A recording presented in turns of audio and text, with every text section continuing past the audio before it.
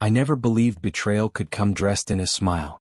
But the day my best friend shattered my trust, I learned that the people closest to you can cut the deepest wounds, and sometimes revenge becomes the only language they understand. The air was heavy that afternoon in Chicago, sunlight spilling through my apartment blinds in slanted golden stripes. I stared at my phone screen, reading the message over and over as if the words might magically rearrange themselves into something less cruel. They didn't. They tell you forgiveness is noble. They never tell you what to do when the person you loved most rips the foundation from under your feet. I handed her my trust like a torch. She dropped it into a bonfire. That's when I stopped being the kind of person who forgave, and started becoming the kind of person who finished things. The day I left Arden Systems, the world outside my car window looked exactly the same. Indifferent sky, commuters hunched like paper cranes, a city that never asked how you felt. Inside me, everything had tilted. I'd been the company's compliance officer for 19 years, a job that looked like paperwork to outsiders but to me was architecture. I knew the beams. I knew the rusted bolts. I had spent nearly 2 decades building the scaffolding that kept us standing through audits, lawsuits, and a near-catastrophic data leak a decade ago. People thanked me with platitudes and catered lunches. No one ever thanked me with a seat at the table that mattered. Ethan Cole shut the conference room door behind him with the kind of finality you hear when a judge says, "Guilty." He closed his laptop with a theatrical slap. "You're redundant," he said, and the word hung in the air like a verdict. I smiled a small, slow smile the way you smile at a hospital waiting room when they finally call a loved one's name. "Understood," I said. I took the termination letter like you accept a bill, not pleased but not surprised. I packed the manila folder I'd kept under my keyboard for years, labeled in my blocky hand Clause 21, Legacy Compliance. It was a folder I hoped never to use. Ethan thought he'd made me fragile. He thought removing me from the org chart was the same as removing the structure I'd welded into the company. He was wrong. For the senior compliance officer in a mid-sized firm with federal ambitions, your signature isn't just a name on a form. It's a keystone. 10 years ago, when an intern misconfigured a shared server and exposed 32,000 customer records for 4 hours, it wasn't a minor embarrassment, it was an existential threat. I slept in the office for 41 hours straight. I rerouted logs, signed emergency NDAs, rewrote policy language until our legal counsel begged me to stop using the word encryption in every sentence. The board sent flowers. The CEO sent a gift basket. The CFO pulled me into his office and called me a saving grace. I asked for something else, an insurance clause that tied liability protection to a named individual, me. I wanted a guarantee that if anybody tried to play fast and loose with risk in my absence, the company would not be shielded by paper promises. He laughed, the CFO did. "You want yourself named? That's dramatic." I said, "Then call me dramatic." They put it in the policy anyway. The underwriters did not like it. They loved certainty, but they approved the wording. Coverage contingent upon continued employment, signature and active authorization of the senior compliance officer named in policy at time of issuance. It was ceremonial language and a bomb all at once. People thought I was stubborn, rigid. They called me old school Nadia in meetings. They liked the predictable rhythm of my warnings because those warnings kept their promotions intact. I documented everything. I filed annual reauthorizations like clockwork. I signed the renewals with a pen that had chewed edges because I liked the tactile comfort of ink. I was thorough because in compliance, one missed comma can become a headline. I trusted the protective architecture I'd built, until Ethan decided I was an expense, not a foundation. Walking out of Arden that day, I felt oddly light. Not liberated. Not elated. Just removed. When my hands reached into my top drawer for the folder, they were steady. I had time, 17 hours, and the kind of patience that outlives panics. I drove home in traffic that felt biblical, a slow procession of lives that had nothing to do with what I was about to do. Arden wasn't Silicon Valley glam, it was a Rust Belt tech firm with federal contracts and federal-sized appetites. The new leadership liked rebrands and rooftop retreats. They didn't like the parts that smelled like liability. Ethan and his cronies saw compliance as a nuisance between them and a bigger bonus. But they didn't read the underwriter's language the way I had. They didn't know the policy was anchored to a name, not a title. That night I made tea, sat at my kitchen table, and unspooled the years in my head. I thought of the time I spent in fluorescent rooms, the sleepless weekends, the congenial smiles at shareholder dinners when inside I'd fought to keep the servers from leaking. Clause 21 sat in my folder like a detonator. I didn't want violence. I wanted consequence. Precision, not spectacle. I pulled up the old PDFs on my personal laptop, the one never touched by Arden's servers, and began methodically. Biometric keys. I had quietly requested an emergency manual override during our multi-factor rollout. It was smart, it was old school. I had left a kill switch that removed my face print and my fingerprint from active authentication logs.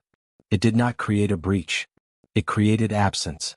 Subroutines I'd coded to flag in signed documents, automated libraries I set to lock down document transmission if authorization signatures mismatched. I knew where to send the tremor.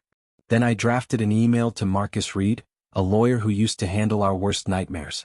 He had an ex-military gait and the sort of appetite for precise legal ruin that some people reserve for Sudoku. Marcus, I wrote. Please review attached excerpt. Termination effective today. Clause 21 conditions now unmet. Immediate review requested. I attached a crisp scan of the original policy where my name was stitched into the paragraph like a scar. Then I hit delayed send. It would go out at 9:02 a.m., just after Arden's culture refresh, breakfast, a schedule the leadership used to celebrate the kind of victories that came with champagne and marketing gifts. I slept like some people do after they finish a crossword. Calm, a little smug, guilty in the best possible way. Revenge isn't catharsis, it's arithmetic. I had years of small, structural choices I could pull together into a slow collapse. The next morning the lobby smelled like artisanal muffins and confidence. Ethan was center stage, grinning for the camera as he announced the Nevada state contract. $180 million of public money Arden would shepherd, if the paperwork held. He posed with 2 state reps and a bottle of champagne already sweating in an ice bucket. I watched with a burner tablet balanced on my apartment sill like you watch a forest from a safe distance. Ethan toasted. The mic caught his cheer. People clapped. I did not. At exactly 9:02 a.m. my email landed at Marcus Reed's desk in downtown Chicago. He walked into Grayson & Co. like he owned the floor. He was the kind of man whose presence reserved parking spots in other people's imaginations. He read the attachment and then he did what good lawyers do with dangerous sentences. He called people whose lives would be altered by those sentences. Velman, no. Arden's contract counsel, Sharon Delk, I never liked her lipstick, was already on the phone with the state procurement team when Marcus said 3 words that stopped her like a hand on a hot stove. Coverage is void. She inhaled, and for the first time in years, Arden's legal world had a real problem. Ethan's phone buzzed 6 times between 9:05 and 9:12. He ignored 5, answered the 6th. The board chair, Helen Voss, who'd once told me compliance was the company's conscience, stepped into an executive meeting and said into a speakerphone that sounded like a bell toll, "Freeze all signatures on the Nevada contract." The word freeze carried with it a thump. Clients noticed freezes. Underwriters noticed freezes. Governments noticed freezes. Arden's communications team was told to hold every celebratory post. Legal told procurement to halt all signatory flows. DocuSign documents flagged the missing authorization. The automated subroutine I left years ago lit like a string of warning lights.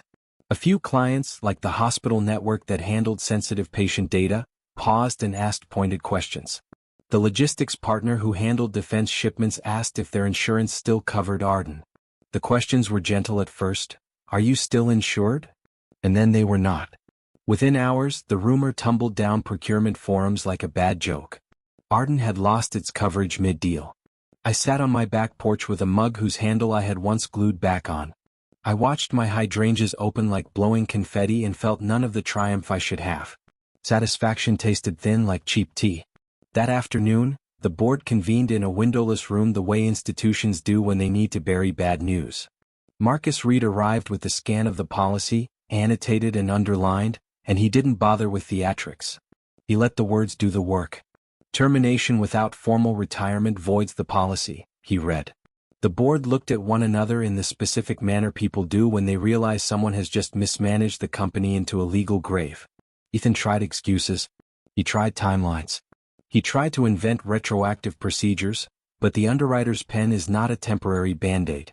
In the eyes of procurement, Arden became shaky, an organization with a legal gap where insurance should be. Clients do not sign $180 million deals with an uncovered counterparty. That's how boards avoid ruin, they don't. I did not gloat when the slippage began. I watched because watching was part of the punishment. Ethan watching his deck of promises slide into an abyss of cancelled signings. The board's projections spilled like sand. Trading for the small sliver Arden still had in public hands plunged. The Nevada signing was suspended. News outlets sniffed the air like hounds and began the slow reporting. Corporate restructuring, compliance review, unnamed sources. A procurement contractor leaked a post on a federal contracting forum. Arden Systems lost coverage mid-deal. States pulling back. It was anonymous. It was true. It was surgical. Still, the human costs were more poignant than any balance sheet. People called to ask if the payroll would be safe. HR sent out emails about resource alignment. Ethan's keycard stopped granting him access to the executive lounge. A junior executive left a cactus behind on his desk with a post-it that read, "Good luck. Cheery." I could have walked away then. I could have closed the folder and kept going, let karma and boards do their work. But cruelty had its own warranties. If you invite someone to undercut you, you deserve the satisfaction of watching them understand exactly what they did. So I walked into Arden 1 week later and walked into the breakfast they'd set up for the board and the legal counsel, unannounced. I carried a bottle of wine and the kind of smile that has teeth in it. People who had forgotten me paused when I entered, the way a crowd pauses when sunlight peeks through clouds. There were hugs and puzzled faces and a brother who used to call me second mom, because I'd shown up at family dinners like I belonged there. I sat at the table that should have belonged to me and listened as the room, once full of confidence, fumbled to keep its composure. Camille, the head of corporate marketing who still thought culture photos could paper over a policy lapse, watched me with an expression that was half horror and half math. She had been the one who clapped the loudest the week Ethan announced the Nevada win. She had also been complicit in the forgotten policies, archived memos, sign-offs masked by jargon. I smiled at her across the cheese platter and she tried to avoid my eyes. "Surprise," I said, handing her mother the wine, a performative move that stung precisely because I had once been the person Camille invited to the family table. Her mother looked at me with warmth and then at Camille with the confusion of someone whose puzzle had just dropped a piece. That night, in the echo of abandoned boardrooms and people who called lawyers before they called one another, Camille came to me, angry, pleading, and finally small. "Why?" she asked, the simple childlike why of people who think a broken window is a prank. "Why would you do this?" "Because you treated me like I was expendable," I said. Simple. True. The truth has no need for theatrics. You dismissed me like I was old paper. You never read Clause 21 until it set you on fire.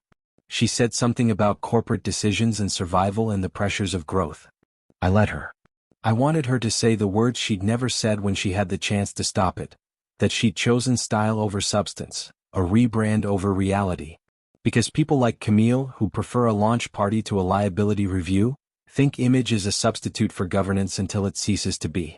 When the dust settled, Arden didn't die. It didn't explode in one glorious headline. It eroded. Clients left like water through a broken dam. A hospital network canceled a 7-year contract. A logistics firm that handled defense shipments quietly moved its business. 5 major clients dropped off within a week. Stocks, the public fraction the company still treated as a vanity metric, plummeted. The CFO began his long walk toward the exit. The CEO got no drinks at networking events. The underwriters wept quietly in legalese and contracts were rescinded. People looked around the now empty executive spaces and realized something painful. When governance leaves, trust hollows out. Companies don't survive that sound for long. I kept my hands out of the rubble. I had written the clause to be a safeguard, not an instrument of annihilation. But there are punishments necessary for arrogance. You can warn someone a dozen times about the deep foundations they are standing on and they will call you cautious. When you are removed and you watch the building you once held fall because they mistook a foundation for a filing cabinet, you can do 2 things: scream or be precise. I chose precision. People asked me later if I felt remorse. I felt a complicated thing. A sadness that the institution I had loved had been hollowed by the very people who wanted to monetize its posture. I felt a small, reflective peace that justice in this case was procedural. I did not enjoy the personal tragedies that rippled outwards. Families lost deals. People lost jobs. That is never tastefully victorious. 2 months later, Arden filed for an emergency restructuring. Ethan's resignation came like an apology without words. Board members scattered. The headlines called it a compliance crisis and leadership failure. Marcus Reed got his fee and bought a new watch. My name was rarely printed. The story was about governance, not about the person who enforced it. That suited me fine. On the day I walked away for good, I stood at the edge of a river and watched the water take leaves and twigs downstream. The sky held the kind of light that makes people talk about second chances with sincerity. I'd never asked for a second chance from Arden. I'd only asked for the respect of being read. The world keeps its myths about forgiveness. Some people are able to stitch their hearts back together by forgiving. Others, like me, stitch them back by refusing to be used again. If you ask me if revenge healed me, I'll tell you this: it closed a door I needed closed. It proved a point about accountability. It also taught me that power is often held in small legal sentences, and the people who take them for granted one day have to live with the consequence. People who knew me before said I'd been colder afterward. Maybe I was. Maybe I'd learned that certain kinds of loyalty require a return on investment. A name in a policy, a signature on a clause, someone who knows that when they pull a thread they must be ready for the garment to unravel. I planted new hydrangeas that autumn. They bloomed like cautious promises. I took fewer calls from CEOs, and when I did, I listened to whether their words matched their actions. I learned to be fierce about the small things, the paperwork, the precise language, the comma that can change a life. I kept the manila folder in a locked drawer in my home office, not as a weapon but as a reminder. Not everyone sees the house you build. Some people see only the paint job. And once, on a quiet morning, I walked past Arden's old lobby and saw someone setting up a donut wall for another celebration. They had not learned. They would learn, I thought. People always learn, eventually, usually after something expensive stops working. They say revenge is a dish best served cold. I disagree. Revenge, when it is necessary, should be exact. It should look like the law applied to arrogance. It should be a mirror. When the people who thought they could erase you read the clause they ignored and realized the gravity of their choices, they will have to live with the sound of that understanding. That sound is not loud.